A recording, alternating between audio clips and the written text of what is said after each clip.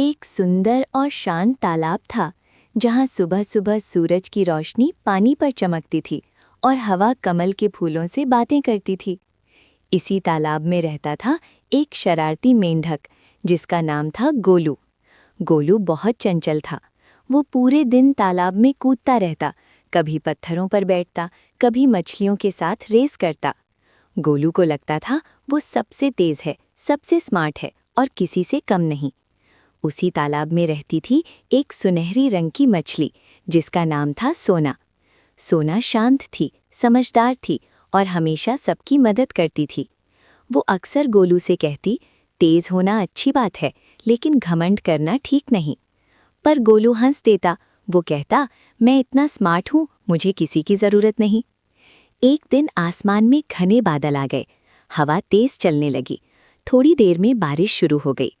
बूंदों की आवाज़ तालाब में गूंजने लगी। पानी धीरे धीरे बढ़ने लगा। मछलियाँ इधर उधर तैरने लगीं। पक्षी पेड़ों पर बैठ गए और गोलू कूदता हुआ तालाब के बीच चला गया। अचानक तेज धारा बनी। पानी जोर से बहने लगा। गोलू का पैर फिसला और वो धारा के साथ बहने लगा। गोलू डर गया। उसका दिल जोर जोर से धड़कने लगा। वो चिल्लाने लगा, बचाओ बचाओ। वो अपने हाथ पैर मार रहा था, लेकिन पानी और तेज हो रहा था। उस वक्त सोना ने गोलू को देखा।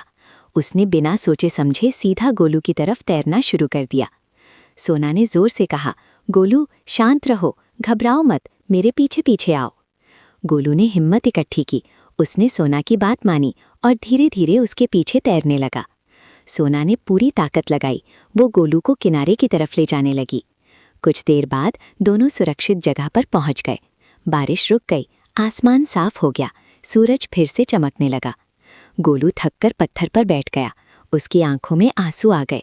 वो धीरे से बोला, आज तुमने मेरी जान बचा ली। आज मुझे समझ आ गया मैं इतना स्मार्ट नहीं था जितना सोचता था। सोना मुस्कुराई और बोली, असली स्मार्ट वही होता है जो दूसरों की मदद करे। उस दिन के बाद गोलू बदल गया। वो मजाक कम करता, दूसरों को सुनता और सबकी हेल्प करता। अब जब भी तालाब में कोई मुश्किल होती, गोलू सबसे पहले मदद के लिए आगे बढ़ता और तालाब फिर से खुशी से भर गया। इस कहानी से हमें ये सीख मिलती है, सिर्फ तेज होना या ताकतवर होना काफ़ी नहीं, दिल से अच्छा होना और मदद करना ही असली स्मार्टनेस है।